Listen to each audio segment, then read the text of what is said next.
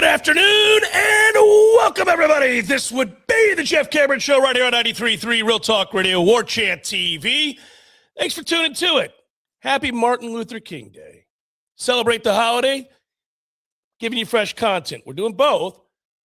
2 hours today and a best of. The first 2 hours, all fresh content. It is, after all, the day of the national championship game as well. Figured we needed to put a bow on the NFL playoffs that were this weekend and the game tonight. Talk about it. Also catch up on all things Florida State. So we're on the air today, but kind of a compromised version, if you will. I say it that way only to say that it's a little different on this Martin Luther King Day and celebration of Martin Luther King. So what a stack of bills we got to look at. Some things, a referendum to take a look at here. Let me start with the fact that the national championship game is tonight. Would you change the date? I would. I don't think it's smart to have it on a Monday. I don't think a lot of people are thinking about the game. I don't think a lot of people have thought about the game at all. I would move it to a Thursday, Tom, but again, I would have already changed this format. We would be completing the national championship game on New Year's Day. I don't think it serves this game well to have it after what is considered by a lot of people to be the best weekend of NFL football and the buzz that is created by the NFL, which consumes everything in its orbit anyhow. I would have a little separation. I might even move it to a Tuesday. Yeah, if you're going to go the distance that they are, and you see that there are ideas for 16 teams or 24 teams in the playoff based upon the SEC looking at it one way and the Big Ten. I'm gonna get to that. We'll talk about it. Yeah, well, if you're going to go that level of depth in the playoffs, which means more games, more weeks, because they're talking about play-in games too and like all kinds of crazy stuff. Yep. Then I would actually not do it tonight. If we've waited this long, what's a little bit longer? I would put it on Saturday of NFL championship weekend. It's on a Saturday. That's a college football day. The NFL finally moves off of that day of the week. The next day, you have the 3 o'clock and the 6:30 games for the NFL. People already are missing on Saturday because the NFL has conditioned them for the better part of 2 months that Saturdays will be filled up from some kind of football. If you're going to go this far, I'll bet you the ratings would be massive on NFL championship weekend Saturday. Also, it continues to serve the habit, which is for the nation, not necessarily South, but that college football is the undercard to the NFL. Put it back in its rightful place. There's not fatigue. People look forward to the game, and it's also, again, that opening salvo for NFL championship weekend for the AFC and NFC championship games the next day. You could move it forward. I think that's advisable, but if you weren't going to and you're going to expand the playoff, throw it this Saturday because you have a wide open place there on the map. Yeah, so if it's going to continue the way it is now, I would move it off of this Monday, and I might even push it to this upcoming Thursday. And people would say, well, that's 2 weeks from the time they last played. Yeah, so what? I'm fine with that. I just don't think it plays real well on this Monday. I'll be watching. We all will. We're not the target audience. We're going to watch. They could play it at midnight on Wednesday, and we would be watching this game. Well, and pushing it out a little bit farther, actually, the only thing it screws is the kids on the two teams and their enrollment for their next university. That would be the principal thing, but they can make this all work. We understand that exceptions can be made. Say if a kid from Indiana or Miami wanted to leave after this game, go somewhere else, I think people would make it work. But it would give the programs themselves plenty of time, if you're Cristobal or Signetti, to look at the portal for your own needs on the incoming side. You're able to do that and then siphon that off and then have a week of preparation for the game itself. I think they're going to have to make a decision here. It's a pinch point about whether or not they want to move this thing up a couple of weeks and start it in August, the whole thing, or if they want to expand, play it out. And I think, this Monday, it's just so tough, man. People are tired of football, and it's a good thing for them that ESPN and ABC had the game yesterday so they could promo the hell out of it during the New England and Houston game. So people were like, oh, yeah, that game's on. Yeah, right. They needed that, but, it's a tough sell. Feels very much like an afterthought. That's all. I just wanted to start with that because the game is tonight. It's at 7:30. And it's weird to me that a game of this magnitude feels like, sort of just the game. And it shouldn't feel that way. You want a crescendo. You want, 100%. Well, they're one of my favorite music events. Wilco Sky Blue Sky was this weekend in Mexico. And so Wilco is the main event, right? And they play it at 8 o'clock or 9 o'clock at night on the beach. And it's great. They have this late night set at 12:30 at the 21 and Up Resort. It's a 12:30 set.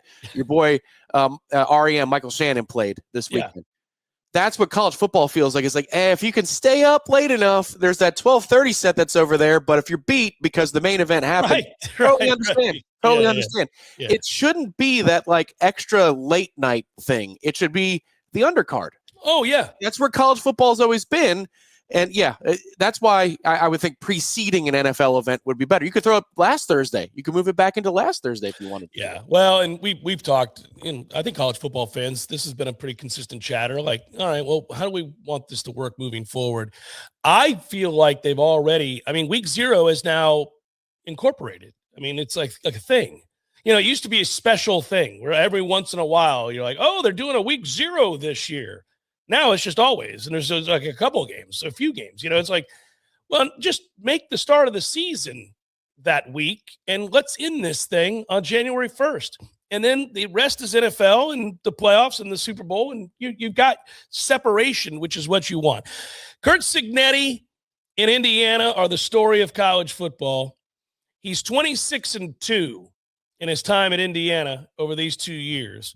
They are ranked number 1, undefeated. 15-0. 15-0. We've blown past these are college kids. We should worry about their health. They win tonight, they'll be 16-0. They will have played what for most of our lives has been a full NFL season. Is what they will have completed if they win tonight. Anyhow, it would be Indiana's first ever national championship in the sport of football, and it would complete an amazing, I think, once again, we've all been beaten over the head with it a little bit in the last year because we were also shocked by their presence, but I don't think it can be overstated that this is, in my lifetime, the craziest college football story that I have ever witnessed. It doesn't, even in the modern era, with all the things that have happened, none of us saw Indiana coming out of nowhere to be the best team in college football. We'll see. Are they the best team? Miami will have something to say about it. And for Miami, if they are to win it, I think you could already argue the U is back, unfortunately, but it would be their first national championship in 24 years. So it has been a minute for Miami, and they've got a chance to fulfill the Mario Cristobal hiring dream scenario that at the time when they went all in on Cristobal, they wanted one of their own. And they told him they would do whatever it took to make sure that he had what he needed in order to win football games. He, in turn, said, I'll build it. I know how to build it. We're going to build the lines of scrimmage, and we'll win games. It's just a matter of whether or not we can put the cherry on top. We kind of scoffed at Mario, and for good reason. He has a history of doing dumb things in games. He did that even this year, despite the fact that they were loaded. He continues to do dumb things seemingly every week when you watch him. He also built the team the right way. They're also capable. This should be a great game tonight. I really think we're going to get a good game. I think Miami is going to do what we think they should do if you're rooting for Miami, and I am not, and you know that. But I would line up with those tight-ass splits and run the ball right at them. I would be the great wall. It would be me handing the ball to Fletcher over and over and over again, and I'd throw off a play action from there. I'd have a couple gadgets for Malachi Toney. I wouldn't break him out at absurd times, like after we've gone 60 yards on the ground running the ball and we're inside the 10, so let's run a flea flicker. No, I wouldn't do it then. But I'd have a little something for them the way that, unfortunately, they did for us when we stacked the box to stop the run. And it worked well for them. I think that's how they have to beat Indiana. Indiana's got a problem in this game. How are you going to stand up to that? They've run a lot of stunts. They've run a lot of games up front to stop the run. It's worked against Everybody. It even worked against Ohio State, so it tells me it could work again against Miami. But it is an interesting dilemma if early in this game it's not working. Because Miami, that's just what they're going to do. That's how they're built. That's what they should do. If you're Indiana and you can stop it, well, now you put the ball in the quarterback's hands, and he likes to throw interceptions a lot. That's probably Indiana's ticket. We'll see if they can stop the run in the first half. If they do, give me Indiana in the same way that they beat everybody else. They'll force turnovers and they'll win the game. Yeah, I think this game is one, if you're just looking when Indiana's defense is on the field, because of the stunts, because of their scheme, you're likely going to see, I don't know, a couple dozen situations in which you have one guy to get the running back on the ground. They've been excellent at getting downhill, breaking down, tackling, getting guys to the ground, reminding us of what it was like when we had LaMarcus Joyner and Telvin Smith in open space. The play was over. The play was over. They have a lot of dudes that do it like that. This is a really physical bunch, though, and Fletcher can bounce off of, if you're just wrong, just a little bit in your angle or you're a little bit late, he can bounce off that contact and fight for it for an extra 3 or 4 yards at minimum, if not stay on his feet and take it a lot longer. Actually, Tony is that way too in space. For as small as he is, it's hard to bring him to the ground. It's like younger Tyreek Hill in that sense. So I think that's going to be a big key here is in isolation, in open space. Thinking about, for example, if you watch the NFL this weekend, the first half of the Buffalo-Denver game, how many tackles did Buffalo miss? My God almighty. They have a bunch of guys in isolation. You've done everything right. Finish the damn play, and they cannot do it. That's the thing I'm going to be watching for when Indiana's defense is on the field tonight, because I think that's what stunts do. Sometimes they create those one-on-one opportunities, but then also sometimes they leave a guy alone, and you go, oh, my God, he's got to make a play. Will he do it? Will he not? Indiana's been remarkable in that regard, but Miami is really physical. It's a good point because Indiana has been remarkable in that regard. One of the things you like about watching Indiana play is they are also very physical, and they run the ball in the same manner. And obviously, we all saw the Alabama game. They just controlled the game on the ground. They asked their Heisman-winning quarterback to throw it a total of 16 times. He had to complete 14 passes to win the game, just 14. He does a great job of running with his legs and getting out of pressure. So Miami's defense, if we're going to flip it and you're going to try to stop this machine that is Indiana right now, you got a problem as well. I talk about Indiana has a problem trying to stop Miami's run game. Well, here's the deal. Those two ends didn't get a lot of pressure in their last game, by the way, against Ole Miss. It would be interesting to see if they do tonight, because Mendoza will take off on you. And that is the issue. Like, he's not going to be sitting around. He will take off on you and get the first down. So those plays with his legs, he also throws real well on the run, does Mendoza. He's very accurate. In fact, he's like ridiculously accurate. I also think that's kind of why he's going to be the first pick, is that he may not be a prototypical quarterback. He may not be, although that's kind of a definition that's nebulous these days in the NFL. But what he is accurate. And every quarterback, no matter what style of play you have at your disposal, that has to be the case. Like in the National Football League, you got to be accurate. So that's Mendoza. He throws on the run well, and he throws it really accurately. And the thing for him, this is where I'm really excited to see, because I'm sure NFL scouts are frothing at the mouth, because Miami is so good at the late ad for a pressure. Usually it's boundary, but they'll mix it up. They'll come to the field as well.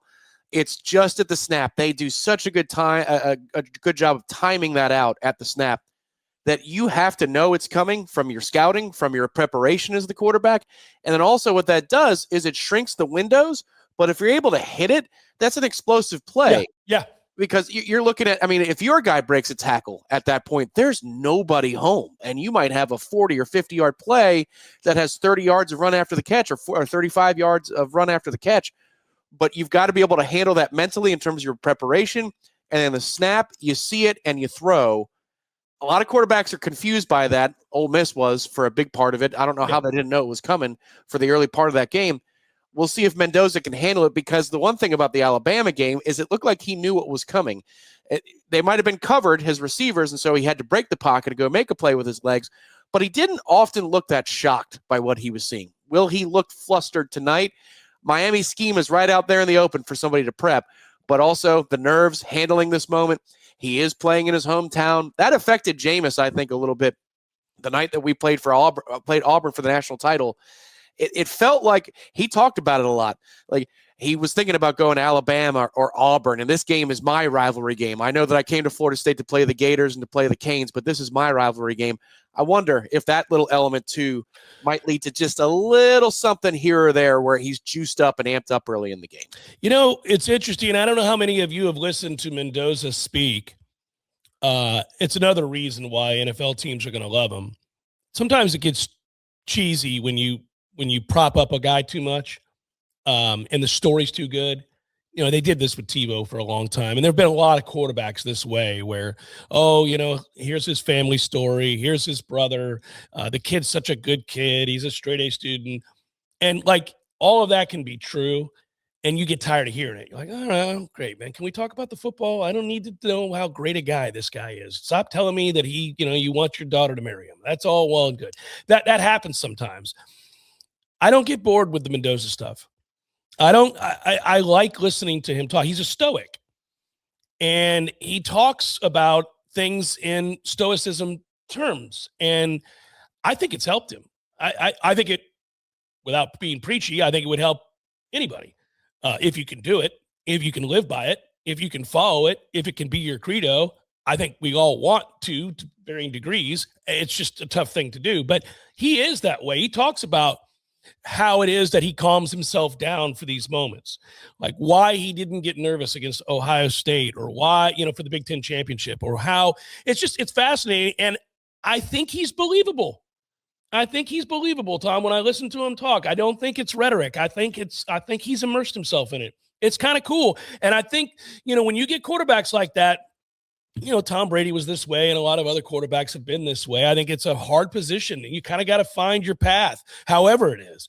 And he's found his. I don't suspect he'll be flustered tonight playing in his backyard with all that's on the line. I feel like he's handled it pretty well every other big moment, you know?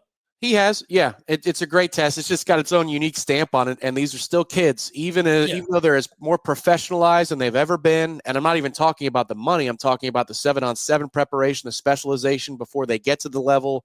They're more mature than they've been and more prepared for the moment. Sometimes these little personal things, it might lead to one pass early on. They're like, oh, he sailed it. That was wide open. He missed it. And they're punting when it could have been a touchdown or something along those lines. We'll see. I think one of the big parts of it, though, is you're right. How do they handle the pass rushers? Everybody's going to be talking about that pregame national-wise, be it about Bain and Mesidor. Do they run right at them? Can the offensive line hold up against them in 3rd and 7 situations? It's one of those things where, in theory, you play the game, but then you see in reality, oh, they've got no problem handling these guys, or, oh, this is going to be a problem all night. Yeah. It's hard to know until you see the two teams line up against each other physically for the first time. All indications point to a healthy night for Indiana because they've been able to blow people out ahead of them, ahead of this Miami game on the schedule. But these two guys are cut a little bit different in Mesidor and Bain. For what it's worth, the season began with Miami ranked in the preseason polls number 10. That's where they sit currently. Indiana came into the season ranked in the preseason polls at number 20. They sit at number 1. So there's one caveat to all that, and of course that is that Indiana the year before, double-digit game winners. It was all on us, the AP poll and the media and all of us who watch college football. It's all of us who thought collectively, there's no way the Indiana story will carry over. Not only did it carry over, they got better. They got better and more dominant. It's crazy. This year is so much more impressive than the first year, because the first year they got the great benefit of the scheduling gods where they didn't have to play anybody in the conference. Like all the good teams they avoided. Now they don't care who you are. It's been, it's an amazing college football story. I hope it obviously reaches what feels like it should be its destiny, right? Like this has to happen. Just go ahead and win the national championship. Go ahead and complete the story. I know if you're a Canes fan listening to this, you're shaking your head. No, it doesn't, Jeff. It doesn't have to be that at all. But I hate Miami, so it has to happen, Indiana. It does. Well, just be ready for twists and turns, though, because it seemed like Florida State was going to roll into Pasadena and destroy Auburn. But we did win. It just looked a whole lot different than we thought it was going to look. I'm going to guess nobody's going to be sitting there stealing the signs or having the plays. I still, to this day, Jimbo, what were you doing, man? Well, you know how we know for sure that they were stolen? Gus Malzahn said they weren't stolen. That's how we know they were stolen. It's Jeff Cameron Show, 93.3 Real Talk Radio, Warchant TV. Before we break very quickly, I do want to come back. You alluded to something. This is the week.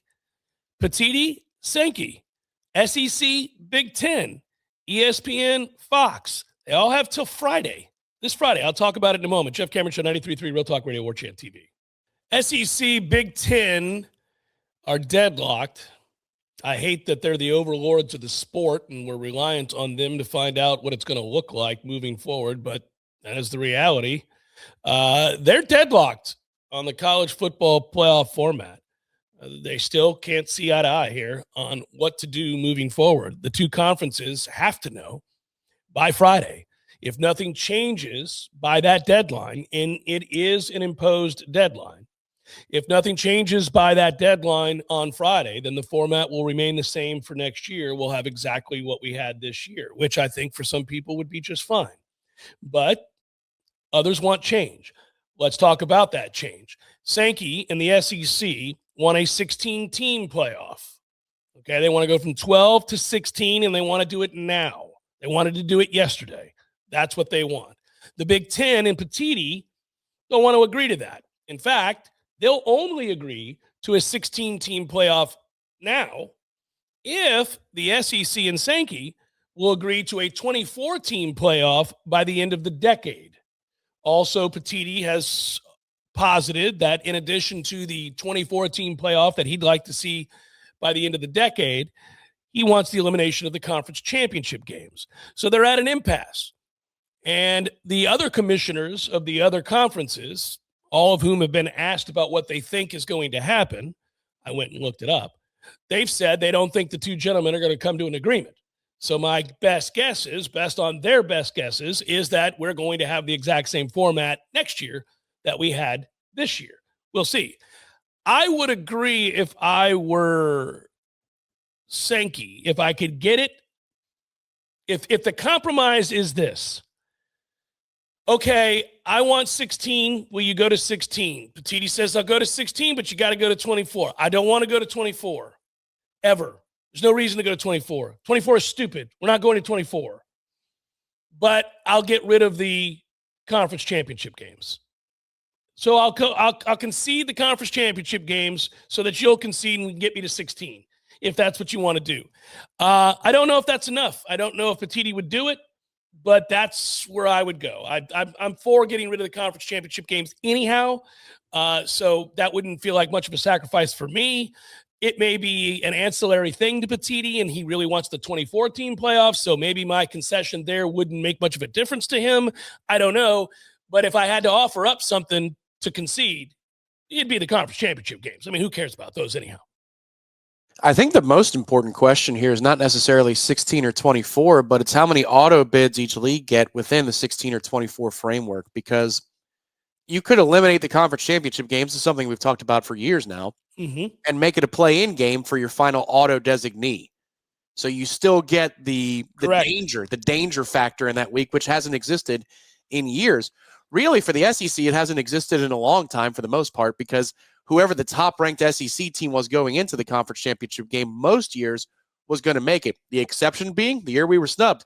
Georgia got thrown the hell down the ladder.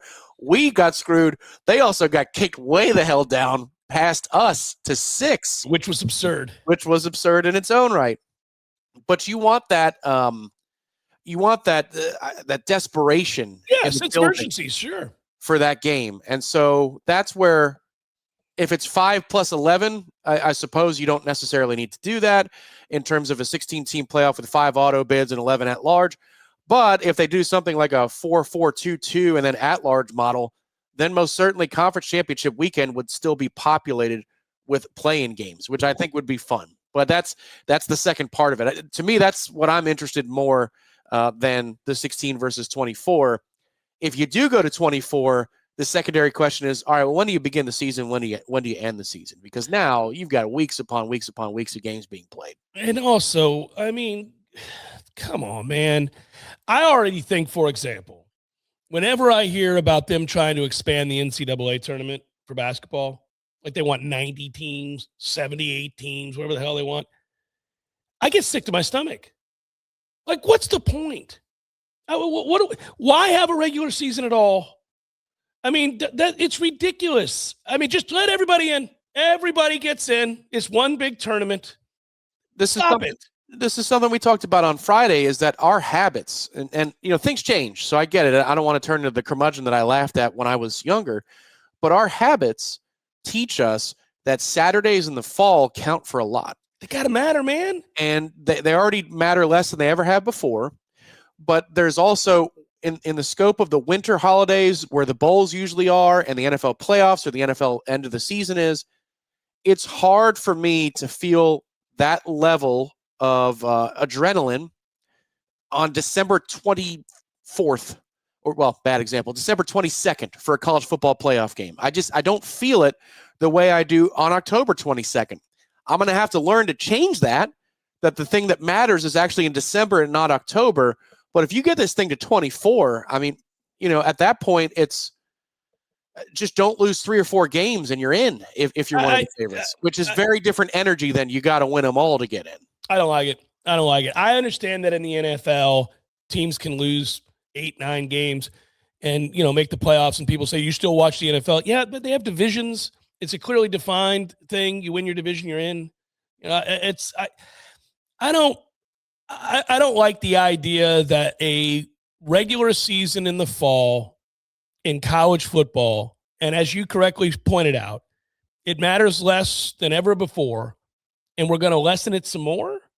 No, it's got to matter. I got to feel a sense of intense energy and want for, a yearning to go into a big game needing that win, because the repercussions of a loss are very tangible. They're going to matter. It's going to affect us. Like, it's got to matter. I think that's where auto bids would create that sense of urgency, because then you look at the standings every week. You got to have a reason to look at the standings. And you're right, the NFL, it's looking at the division, it's looking at the conference, understanding what those tiebreakers are. If you had, because it's not like the ACC is going to get the same amount, but if you had 4-4-3-3, something like that, and then a couple of at-large bids, you would still, at the end of every week, look at the schedule ahead for your opponents, look at your own schedule. You have to have a reason to come back to that. But yeah, the NFL has always been different than college in that sense.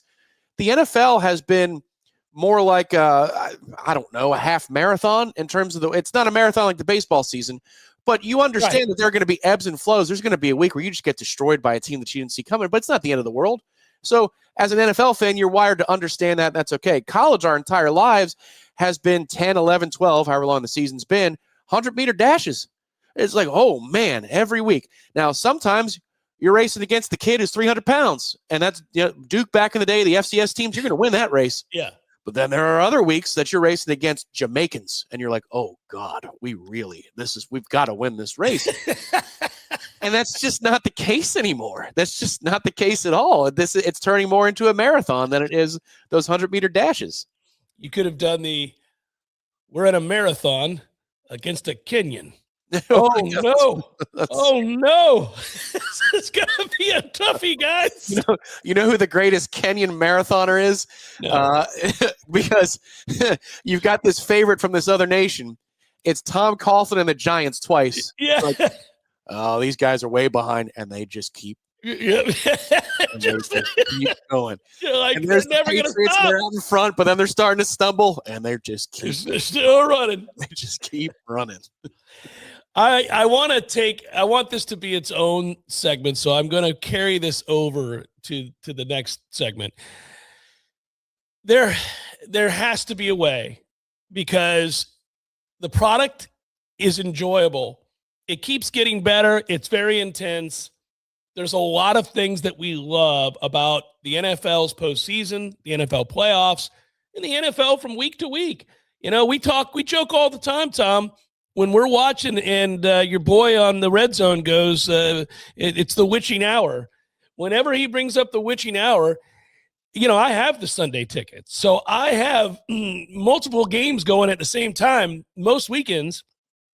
And I laugh every time he says it because I'm like, well, that game's tied. This one's within 3. They have the ball on the 2, and they're down 7. That team's getting the kickoff for overtime. This time, it's unbelievable. You know, like there's so many games simultaneously kicking ass in the NFL, just always steady kicking ass and coming down to the wire most weekends. And yet they have decided to just forego any sense of common sense with the freaking rules, man. Get a handle on your rules. Figure out what is or is not a catch. Blow the whistle when forward momentum has ceased to exist. Get a handle on rules that were always in place. This isn't rugby. Linemen can't pick up running backs and run with them over their heads. This has to stop, man. And the rules were always in place, and they bastardized them. It pisses me off. It's not that difficult. I just hope this season and next year becomes like this season is the referendum for next season. Like we get a sense of we got to go back to the drawing board, boys, because nobody knows what anything is anymore. And even the officials that we've got working on the networks disagree with each other. It's hilarious. It's Jeff Cameron Show, 93.3 Real Talk Radio, Warchant TV. This will no doubt bleed into next hour as well. But I have to go straight to it, and let's talk about it. For those that don't know, let me give you the scenario. It's 3rd and 11. The Buffalo Bills have the ball on their own 36-yard line. The game is tied 30-30 with 7:55 to go in overtime. If you're a Bills fan today, you know all of that. You know exactly the situation of which I speak. You'll never forget it. Allen drops back to pass. He gets a nice matchup. They get Cooks matched up on a deep post away from McMillan in the slot. He has a step on the younger cornerback. They both go up for a contested catch. And Jaquan McMillan is the one who's credited coming away from the pile with the football. And I got to tell you, was there a call? Was there a moment, Tom? I'm reminiscing, I'm recollecting 2 years ago, you and I having a conversation, maybe, in which there was a play that was replayed 15 different ways to Sunday. And we came in to do the show the next day, and we agreed we don't know what it was. I feel like there was a play like that where we were like, I don't know. I don't know what to tell you. I don't know if that was a fumble or not. I think that it was either a catch or a fumble. And you and I could not draw a definitive conclusion on what it was. Yeah, I can recall something like that in a high-stakes game. We had a simultaneous possession catch on Monday Night Football this year between the Bucs and the Lions that was very questionable. Well, there was a Bucs and the Rams game, too, on a Sunday night game. That was our tight end. Both his knees hit the ground, and he had the ball above his head with possession, and they took it away from him. And the Rams would have beat us anyhow. Yeah. But it was a Kate Otten play. Yeah, they also called simultaneous possession on the Thursday night game against the Falcons this year when Cousins had fumbled the ball, which was unfortunate. But what's interesting is I'm interested to hear where you're going with this because I think we're going to disagree on this one in the way we interpret this one. Listen, I don't know that we can disagree because I don't think that I know what it is.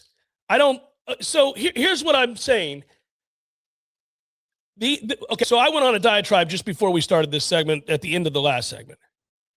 It's not good for the NFL if today we're talking about this and only this.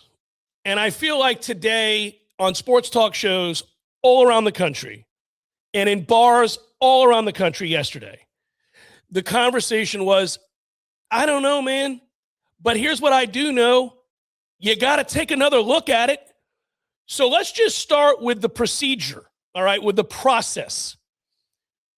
The NFL reviews everything, even when they don't have to. They're forever stopping play with replay assist. They're forever looking at a play where you're like, man, it's pretty clear he fumbled the ball. Let's move on here. Or it's pretty clear he was down. Let's move on here.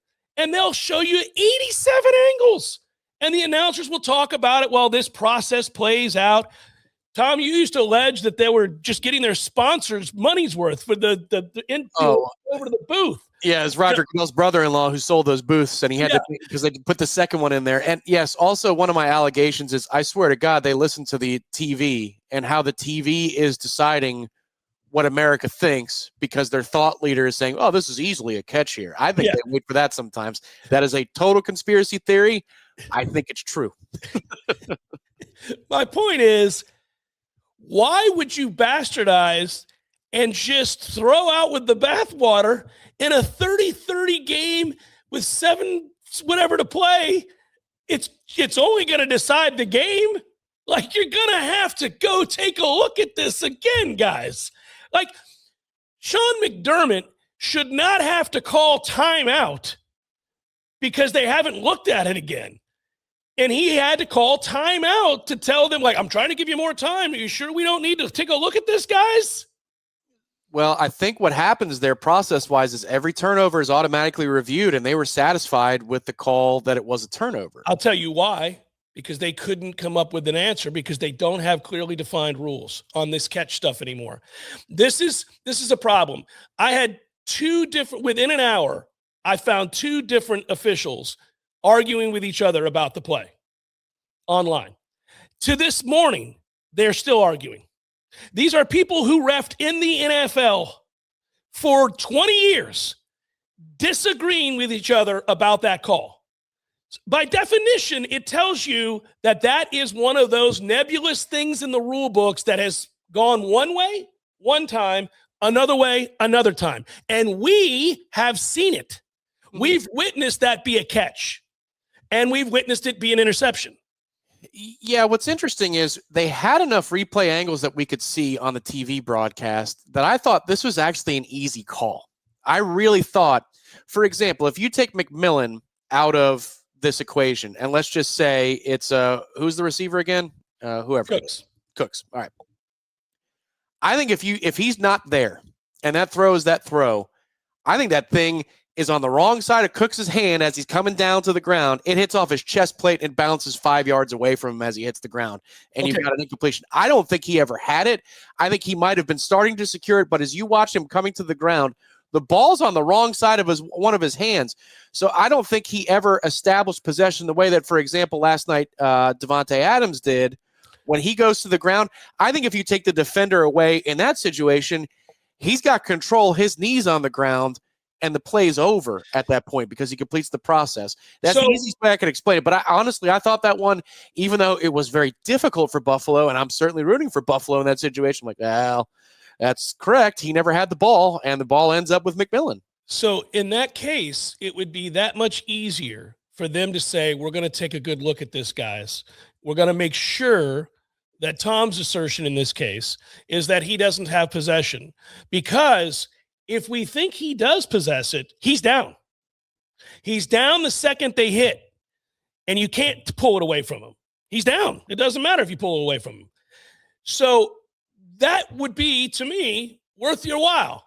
Let's go take a look at it and see, because we all know that possession can be difficult to discern in this way.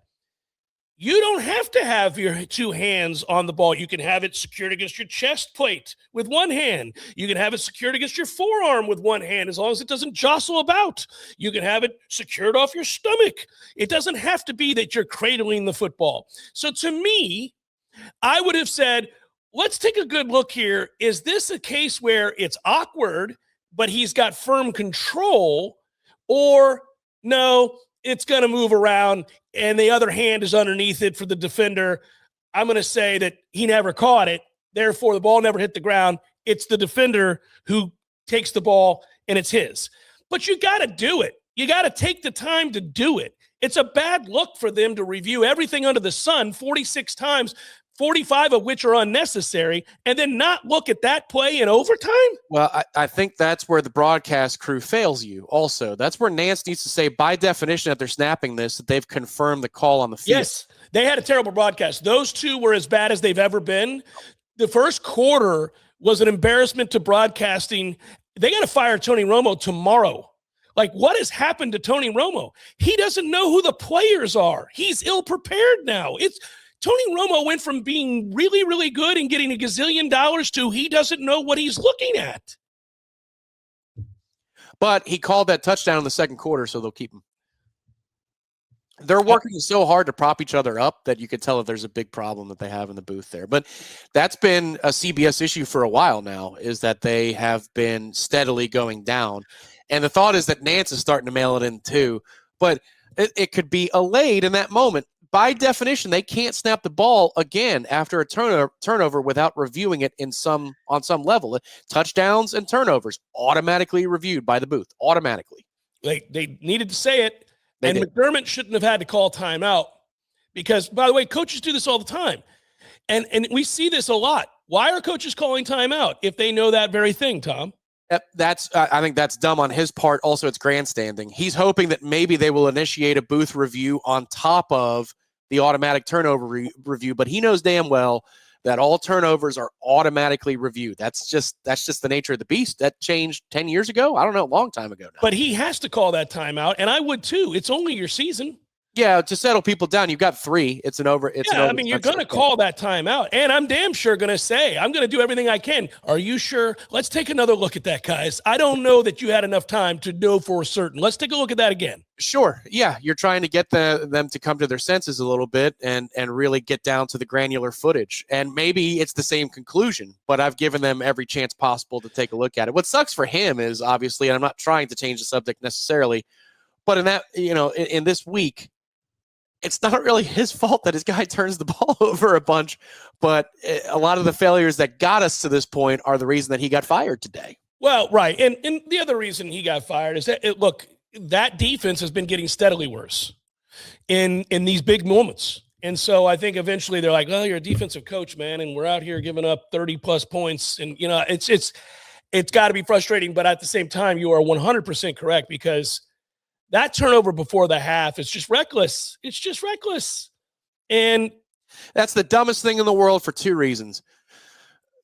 I don't think players understand yet the value of 35-yard line versus returning it. I think they're in auto return mode. And that's crazy to me. Usually the NFL is much more buttoned up in these circumstances, but you have no timeouts. How much is 18 seconds left to go? Yeah. Something like that. That kick is going to hit in the end zone if you don't cut it off. It hits him chest high at the goal line.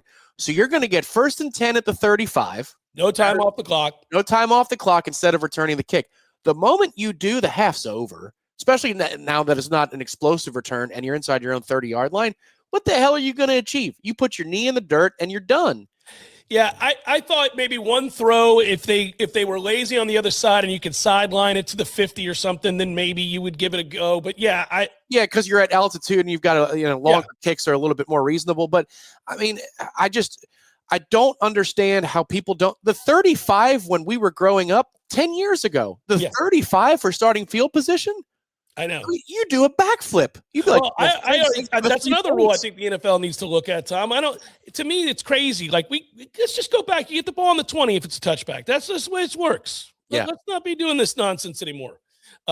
Anyhow, listen, Buffalo did a lot of things to shoot themselves in the foot. Turning the football over is a big reason why. Josh Allen had a couple of amazing throws and big plays, but he had some really, really bad blunders. He gets bailed out in this game a little bit by the fact that nobody's ever played a worse playoff game than C.J. Stroud. It's never been done. Nobody in the history of football has ever looked worse playing quarterback than C.J. Stroud looked yesterday. Yeah, Josh Allen had a Carmelo Anthony game. Yeah, and then Stroud had a Harden game. What C.J. Stroud did, I don't know that he'll ever be able to overcome it. We all watched that happen, and I have never. I mean, that is hard to come back from. He has, in 8 quarters of playoff football this year, 7 turnovers. And he probably threw no fewer than 15 interceptable passes yesterday. I mean, that we watched a guy have a meltdown. We watched a guy completely, you know who he was? He was the SMU quarterback against Penn State last year. That's who he was. Hour number 2 forthcoming. Stay with. Hour number 2, Jeff Cameron Show 93.3, Real Talk Radio and Warchant TV. Fresh content for the day, not live. Purposes of transparency. Tom and I are at home right now while you're watching this. We are enjoying the Martin Luther King Jr. holiday.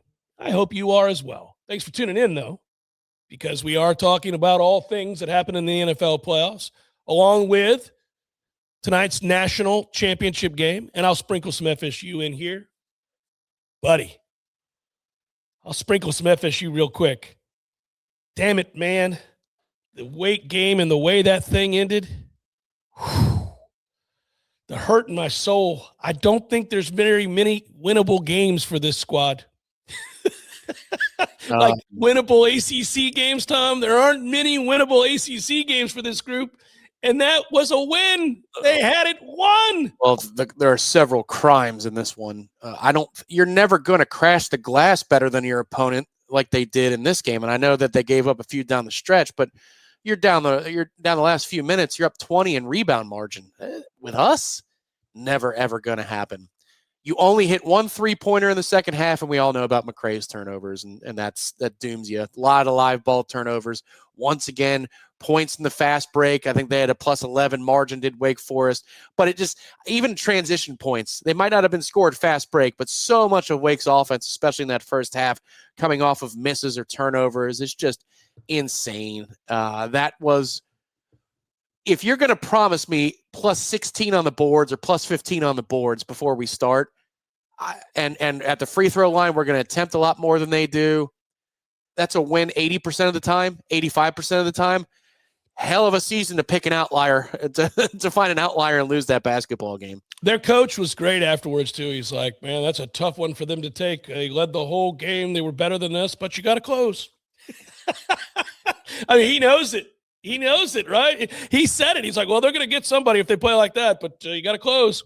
Yeah, you do have to close. You also have to stop turning the ball over, point guard. Like, my man, what are we doing out here? Like, that has to stop. What's going on with him? He's spiraling out of control. This is like CJ. This has to stop. This is like his coach for a period of time, too. It's like, hey, man, let's hit the third row if we're going to turn it over. Can we stop with live ball turnovers here? Like, come on, man.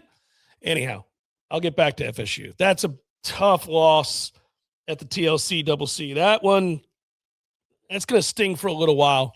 You could see it. Luke, I feel you, brother. I saw that look on his face, that far away, holy moly, we just lost this game look on his face. And how do I politely address this turnover situation with my point guard? I mean, that's a toughie. Well, somebody stands to gain from that. On Saturday it was Wake Forest, but it also might be Somerville. And also Somerville might be leaned on a little bit more. Yeah, I think you're probably right. All right, so we were talking about the NFL playoffs a moment ago. I go back to it. We're set now. I'm really glad at the end of the day that we get Rams-Seattle Part 3, because the two best teams in the NFC are the Rams and the Seattle Seahawks, and they have been pretty much all year. So the right two teams are playing in this game, and it nearly didn't happen. And that's the beauty of the playoffs and elements and all that other stuff. But Seattle is your odds-on favorite to win the Super Bowl, and for a good reason. The defense is playing better than it has at any point during the year. They're healthy. They believe in it. They are a machine. And this should be a war, because if you don't know, folks, the Rams beat Seattle in Los Angeles by 2. The Seahawks beat the Rams in Seattle by 1. This is it. This is the one. This makes sense. I think the San Francisco game that Seattle just ran roughshod was an easy one to predict, if only because, again, you just can't lose every single good player you have and keep rolling. To me, if you're San Francisco, you don't feel any shame. You're a little frustrated. you were snake bit. If you're Shanahan, you're upset. But look, man, I can't lose every single good player I have and expect to win. Only McCaffrey stayed healthy this year, which is insane because he's the one who touches the ball more than anybody in the league. Until he got hurt in the second half, late first half of that game. But yeah, I think Houston and San Francisco's defenses kind of understand each other's plight because early in that game, it's a kick return and then it's an early turnover that lead to a couple of scores. Have you really done anything wrong if you're San Francisco's defense for the first couple of quarters? But the problem is that atmosphere, that avalanche, it's not like it's a fluky result in that Seattle's just this team that's an underdog and they needed that start to be able to give them a fighting chance. No, they're already really good. So you spotted a really good team, points off of turnovers and points off of special teams. You're in a world of hurt in that moment. And so what you're looking for there is to get to the half, at 17-13. And it's just that game spiraled out of control against a really good team. Yesterday in the game with the Texans, they needed to score 2 touchdowns on defense to have a prayer in that one. I think if San Francisco was able to stay within touch, then that game might have ended up differently. It's a long way of saying I don't think the blowout is representative of how good those teams were on Saturday, but it's one of those things that gets away from you and it spirals, and it's a classic case of that. When Rashid Shaheed took the opening kickoff back to the house, I was very much reminded of, the trade deadline matters. And what you do at trade deadlines oftentimes gets overlooked. And the smart teams and the well-constructed teams identify one area of need and just that area and say, is there somebody out there that we could dangle a carrot for with a franchise that has no hope of winning now, that needs some salary cap relief? Is there somebody out there? Because we don't have enough speed. We're seriously lacking in speed. We've got bulk. We've got a dominant defense. We've got hard-edged running backs. We've got good tight end play. Our offensive line is really good, but we really lack speed. And they went out and they asked the New Orleans Saints, hey, you got nothing going this year, guys. You've had this guy for 4 years. You're not going anywhere. By the time you're good, he's not going to be here. Let us take him off your plate, and we'll give you this and this. And nobody talked about that trade at the time because it was just this sort of unknown receiver who's very, very fast and is kind of a gadget guy and not somebody anybody really thinks about, as opposed to a starting left tackle or a nose guard or, a middle linebacker or an elite corner, obviously a star receiver. Nope. It was just this kind of under-the-radar pickup. And he goes to the house, and there's Seattle addressing a glaring need. So I thought, by and large, I was just thinking back, man, that was a hell of an acquisition. That guy has made a difference in 3 of their biggest games this year in the second half of the season. So good for Seattle. They're a well-run organization. That's a very good coach. And I think there's a good chance they're going to win the Super Bowl, and that this is the Super Bowl. This game right here between the Rams and the Seahawks, to me. I picked the Rams at the start of the playoffs to win the Super Bowl, and they've nearly lost both games. But they have found a way and moved on because the Carolina game was amazing, and now this Bears game was something to behold, man. I don't know how anybody gets behind you while a quarterback is running straight back to his own 50 or 48, like an idiot, just running around crazily, and then throws it to the moon, and the guy's wide open.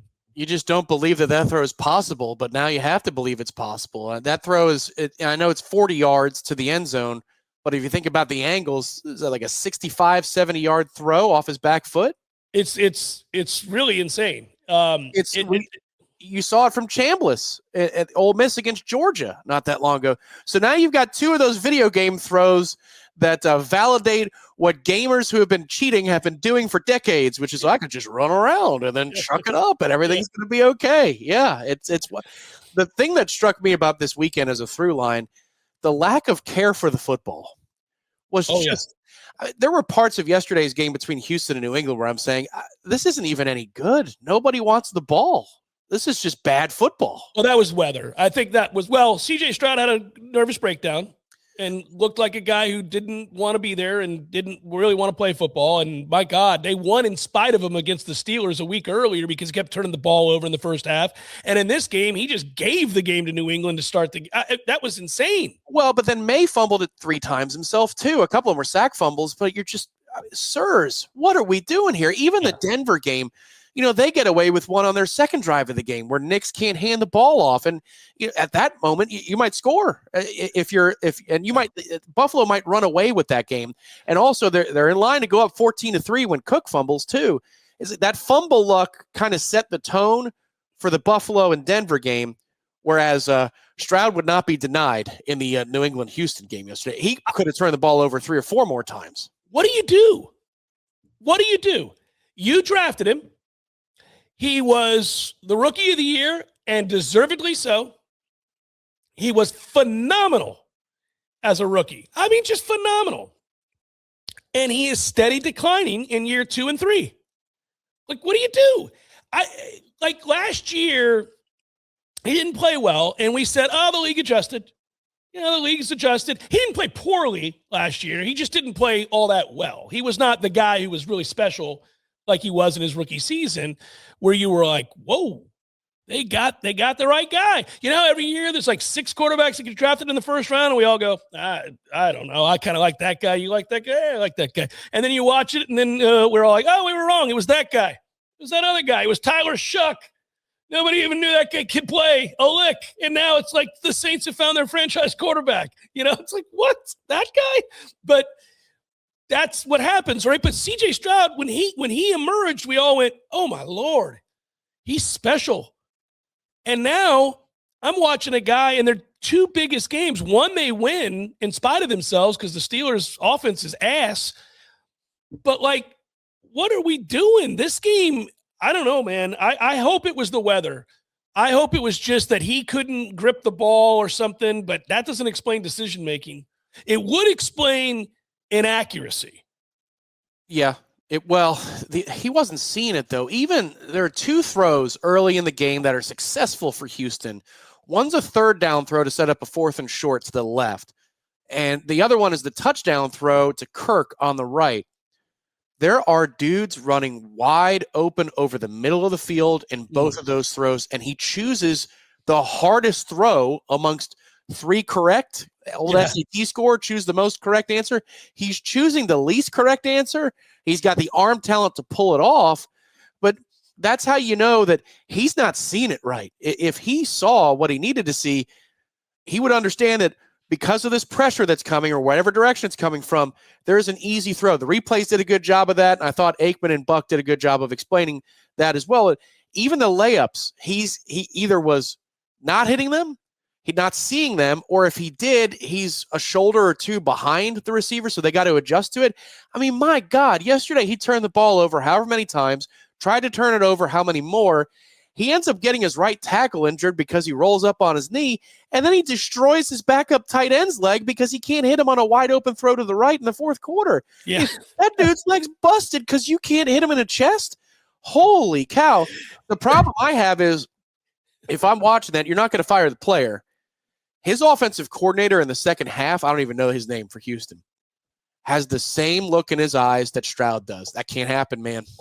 You can't have an OC look like he's in the headlights the same way that the quarterback does. You have to have somebody who's got a strong personality that can find something there. I know that's easier said than done, but I didn't like seeing the look that Stroud had pre-snap when they cut to those close-ups, and he's looking around like, oh, I don't know. I'm going to guess here, I think. I'm going to guess. And you have the coordinator that looks exactly the same way. I would tell you that so that's Bobby. Oh, wait. Houston Texans offense coordinator is not Bobby anything. I was thinking of Bobby Slowick. Nick Caley. Yeah, well, Nick Caley looked like CJ did under center yesterday. Like, I'm not sure what's going to happen next. So really quickly, I think Nick Caley's look is the look of a man who's calling plays for a quarterback who's having a nervous breakdown. Like, I think he's watching his quarterback not hit wide open people after I've called the perfect play against this defense that I was predicting they were going to run. And that's why I sent the play to you.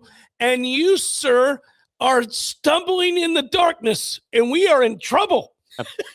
But here's a couple of the issues. Understandable. I would be frustrated too.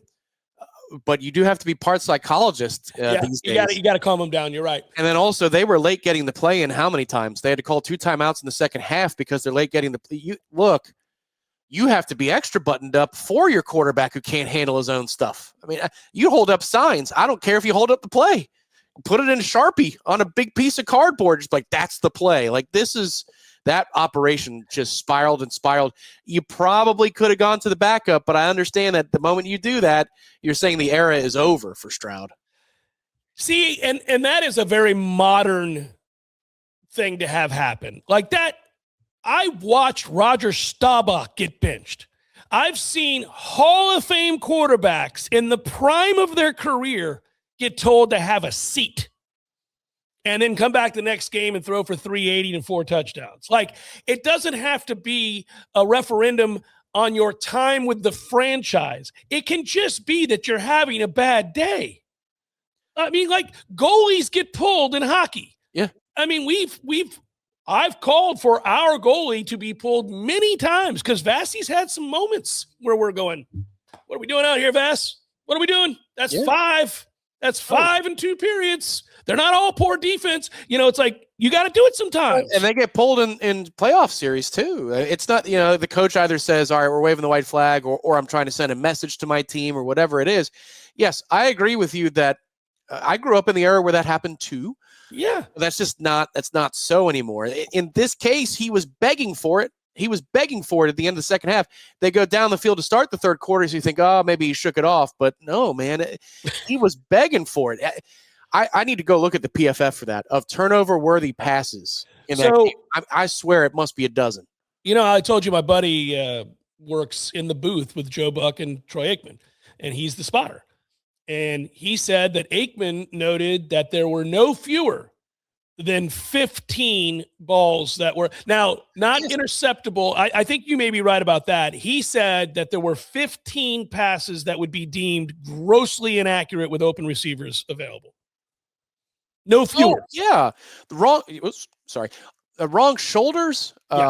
I mean, and wrong reads. Or just missing them. Like it's like when it's like Tommy. Anytime Tommy Castellanos tried to throw a forward pass.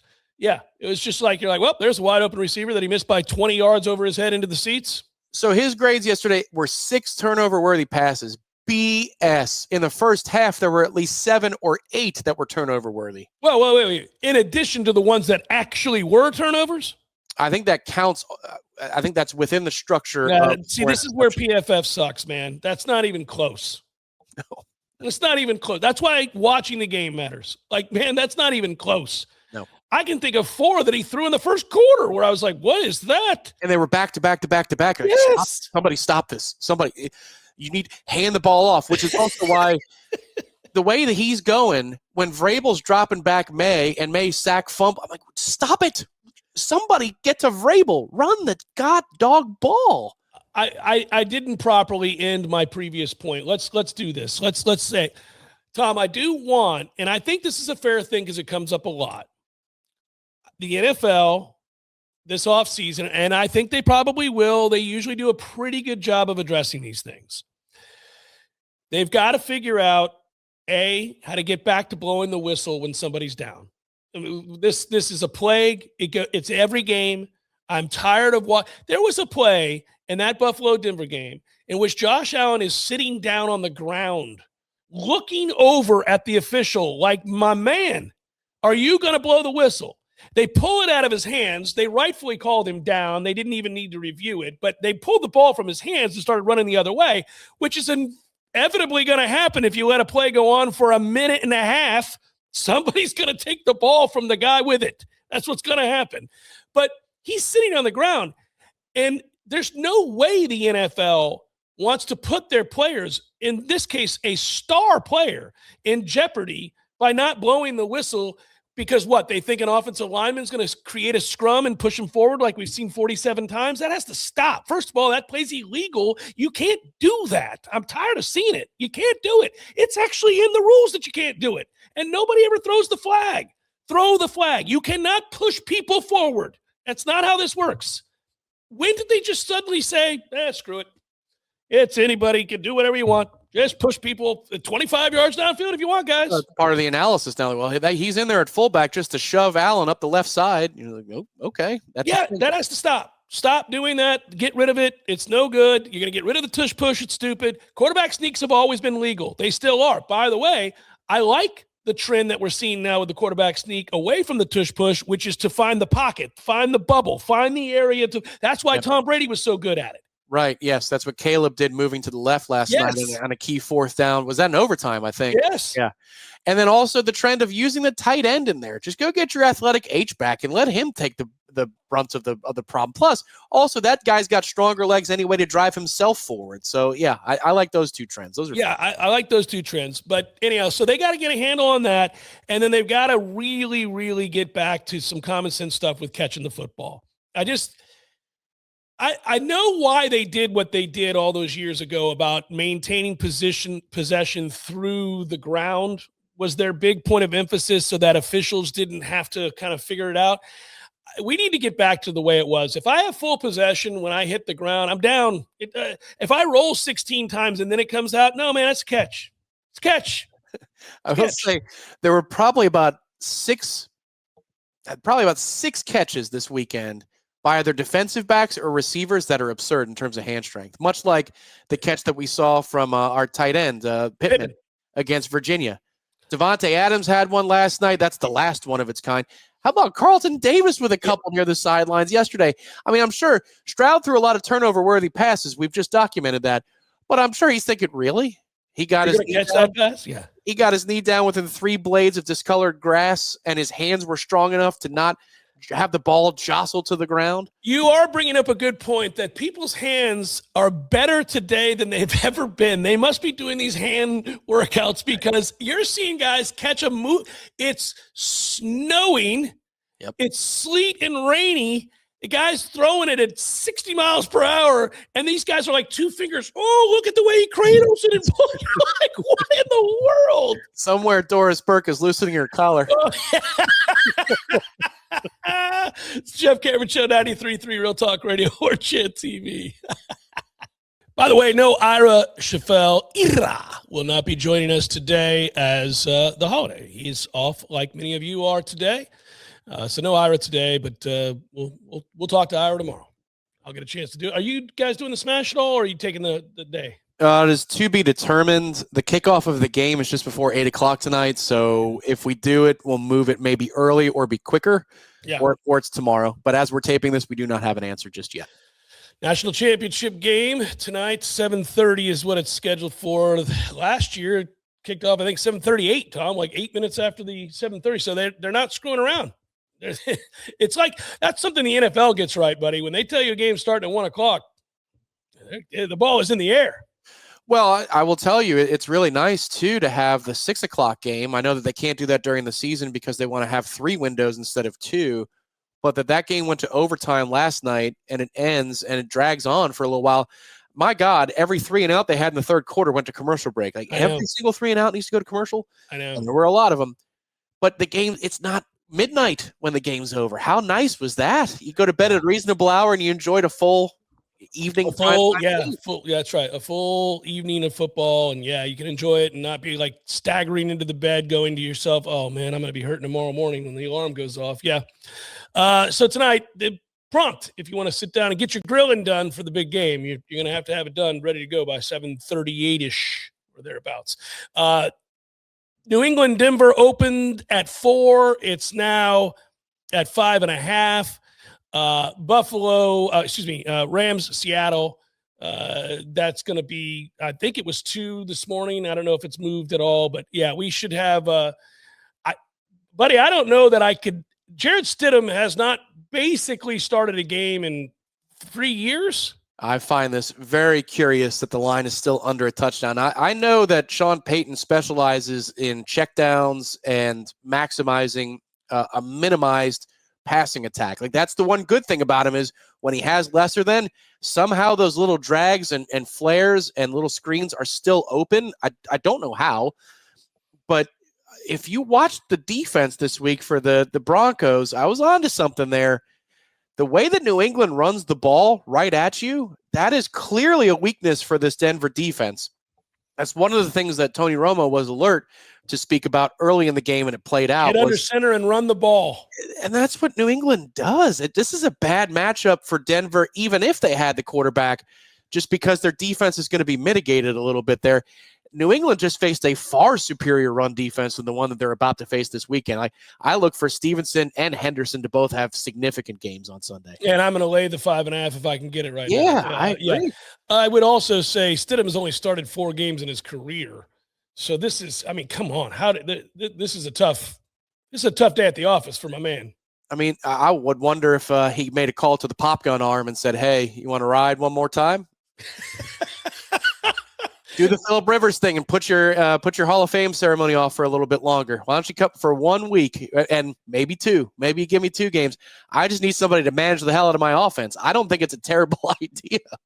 I guess. I mean, I'm sure Drew Brees has kept himself in shape. So, I mean, that's goodness gracious. Anyhow, those are the lines for those 2 games, and it should be. I mean, that Rams-Seattle game is going to be incredible. I very quietly, and I didn't mention this. We're talking about quarterback play. Bo Nix is responsible for some of the best throws I've seen in the National Football League this year. Yep. I mean, that throw to Mims is insane. Yeah, well, and even the throws that evoke the pass interference calls are unbelievable as well. He made about 4 or 5 of them in that second half. Yeah. Well, I saw him make a couple of these to Cortland Sutton down the stretch of the season, and I thought, well, it's in there. I don't know if it's consistent. It's starting to get a little consistent there for Bo. How unlucky. How unlucky to break your ankle on the second to last play in regulation. I mean, come on. That's crazy. I thought it was initially on the kneel down because when he put his knee in the ground and he was kind of hit by the defender, he was in agony, but it was because of the previous play. Maybe because that's he had a broken ankle. Maybe that's the first time he felt it, because I was, ooh, did he just get hurt on a kneel down when a defender hit him in his back? That's what I thought it was, live speed. Yeah, that's a toughie to be a Broncos fan. And there are some videos circulating. ESPN has one of like this dad, and he's sitting in his favorite chair, and he's got his Broncos orange shirt and orange hat on, and the wife's like, "Did you see that Bo's hurt?" He's like, "Stop it. He's not hurt. What are you talking about? Check your phone. Check your phone." Adam Schefter just put it out.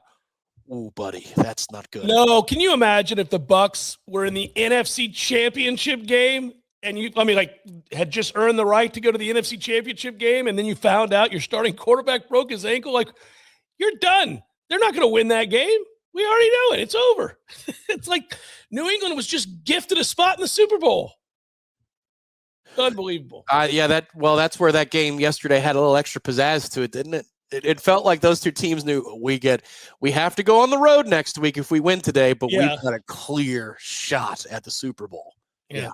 Well, we'll see. I picked the Rams before the playoffs started to win the Super Bowl. I don't like my pick anymore because I think Seattle's going to beat the Rams. And my problem is, and I hate having to say this because I've just been so impressed, but I can't know this. So maybe it was just the weather, but man, I thought that Stafford played terrible. He missed so many throws in that game against Chicago. I thought he was awful. And I'm a Matthew Stafford fan. I love him. Go back and watch that game, Tom. He's not good. He's not good. Now, late, he makes that throw. He makes the one throw he has to make. But, man, he wasn't good. Now, look, my theory is that it's the injury from hitting the helmet in the Carolina game. Because in that game, he didn't play well in the second half until the drive. Now, the final drive, when you had to have it, he summoned it because he's a tough SOB is what he is. But he wasn't great in that game in pockets of time after that injury. I don't know, man. I think the combination of the thumb situation or the finger, whichever one it is. I think it's the index, yep. And then the other problem is, though, and this is where I can forgive him, and maybe it won't show up in this game against Seattle, that weather was abysmal. So look, it was freezing and raining and snowing and wind, and who knows? He made one throw in the second half that was CJ Stroud level, where he's rolling to his right. It's in double coverage, and I don't know what the hell he's looking at. But I thought he made a lot of correct decisions last night. Oh, he usually does. And so the throws were just a little bit off. Parkinson, there were a couple of shots to Parkinson, one especially late, where he's to the right and it's at the end zone. Oh man, that's really close to being perfect. It's tough. If you've got a bum finger and then you can't feel any of your fingers, you got to allow for that just a little bit. But I like this matchup for the Rams better than the previous one because Collinsworth had a great weekend. The NBC crew did. They finally in a group. They were awkward as hell in the beginning, Tirico and Collinsworth, because they're both kind of nerdy and they weren't on the same nerd wavelength. They're fine now, but it's a big difference. You saw Chicago getting healthier in the secondary. I got to tell you, after watching the last couple of weeks, Brisker is one of my favorite players in the National Football League. Number 9 for Chicago, everybody. That dude is a man's safety who can cover and who can come up and stop the run. Well, Seattle has one of those too. Seattle plays like the big nickel, and they have a guy that can cover and tackle. Yep. So they walk him up, and it's nasty. And McDonald's got a dude now. The good thing is, though, you've got tape of two kinds to consider. This is where I know that you know that I know that you know because you're playing a third time against the same team. But then that's the one side is you can look at like athletes and like matchups if you're both the Rams and the Seahawks. But that they got taught a lesson this week, too. Stafford did and McVay did. That's a good thing to go through if you win before you go face that Seattle defense. McVay was funny. I got to give him credit after the game. He's like, well, thankfully we overcame my bad coaching. Like McVay ripped himself. He's growing up a little bit.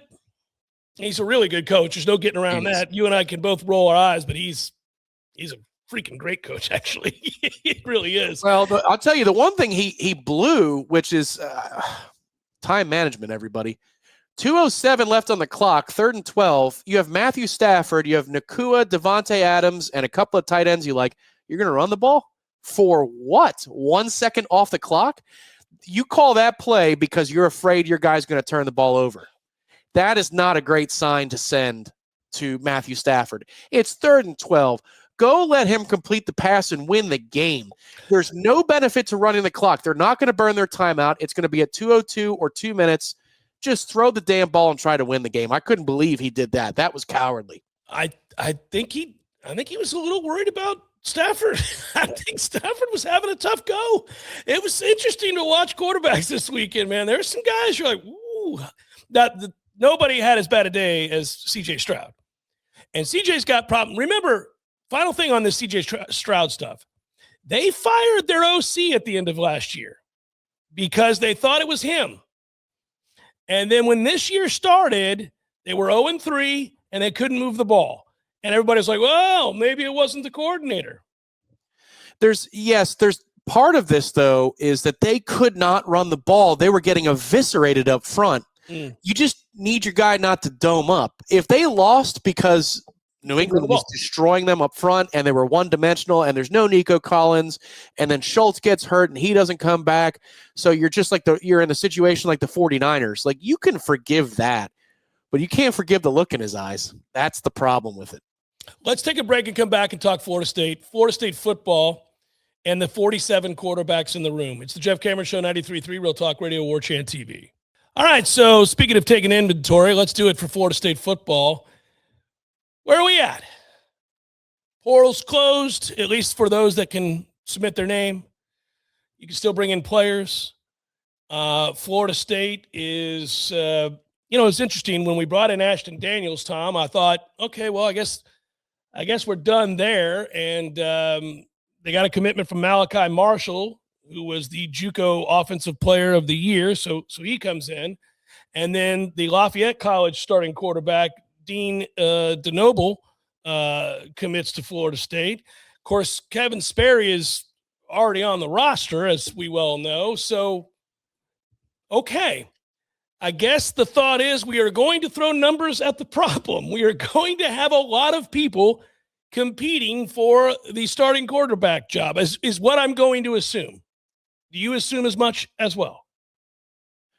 Yeah, I think you probably have 3 competitors, 2 leaders, and a dark horse. I don't think the DeNoble kid is going to compete for the job. I think he's going to be your Etsu kid and a good emergency stopgap who fits the system, much like that they had last year in Jalen King. I think your two primary competitors are Daniels and Sperry, and then this JUCO quarterback is, hey, maybe we catch lightning in a bottle. Like Ole Miss did. Yeah, right. Maybe not. Maybe one of them leaves, but the portal's closed now, so they can't. So I don't know.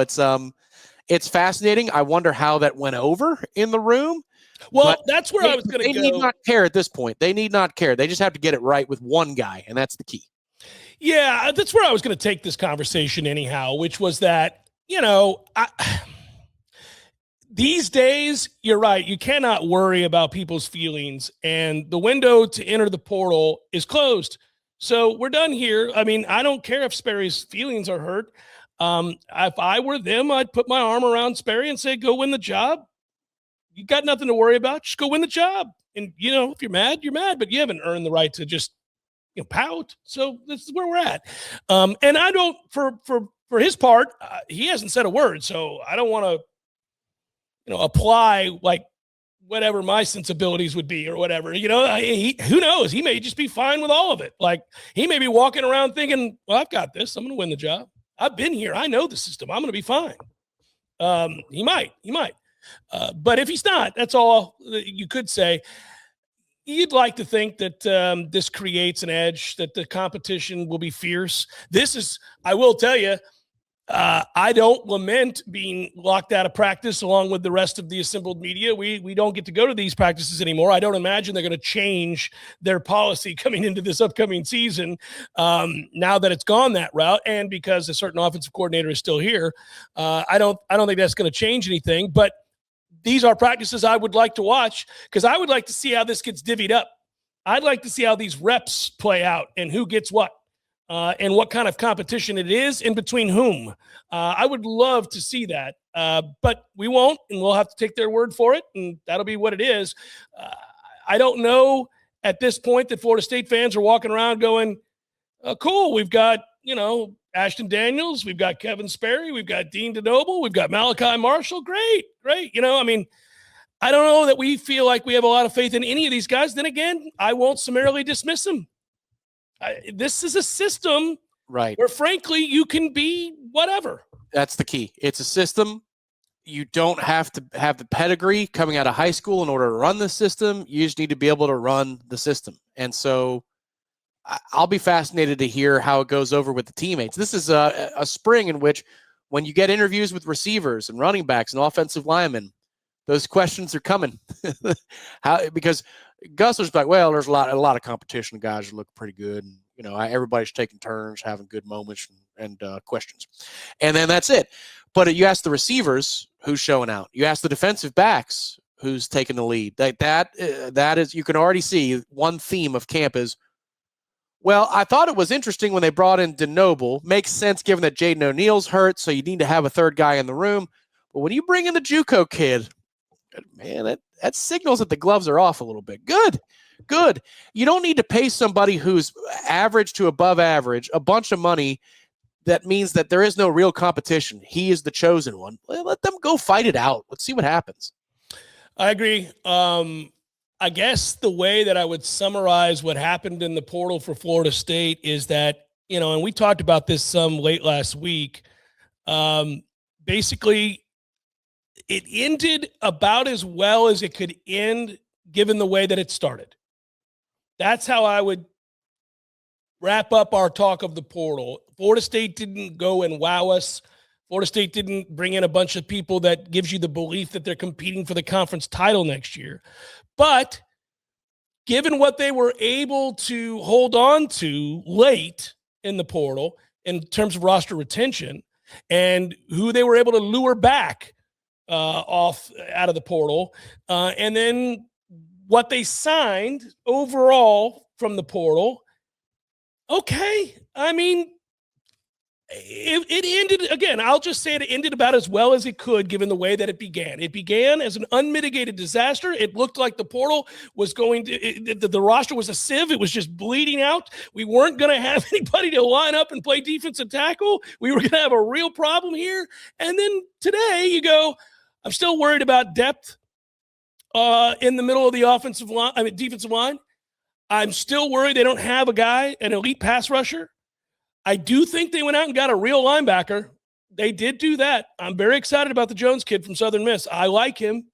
I do like the kid they brought in from Duke too. So, okay, there's some things to work with there. And then, you and I have talked about it. The offensive line, I like Herb Hand. I think Herb Hand's a good coach. I'm going to guess that he liked what he was seeing with the guys that we were able to get in terms of being able to do something that looks similar to what we just did last year, which is good enough, right? Good enough. Yeah, the thing with Herb is you'd like to be better in high school recruiting, but he's been good at bringing in guys to make a patchwork thing happen and be better than just patchwork. Again, I'll harp on it, not too long, but if you could establish balance in this offense by completing a forward pass once in a while, I think that line might have looked a little bit better. And so good job to do it again. They got more depth in the interior than they do at tackle. It's a broken record there.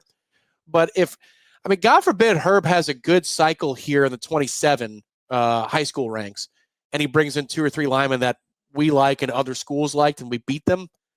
Like Herb will turn into a legitimate position coach. We go, I don't care what direction we go. We probably need to keep Herb Hand here because he had a very good portal window. Again, good for him.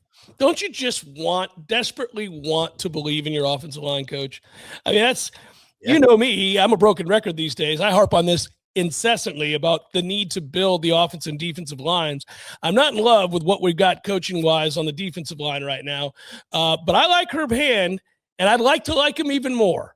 I'd like to continue to fall in love with Herb Hand, please. I mean, yeah. Like I want somebody on this roster that I can trust. Yeah, well, right now I think it's fair to say with him, boy, you make some really good lemonade out of these lemons, brother. Like you do a good job. This is some good lemonade.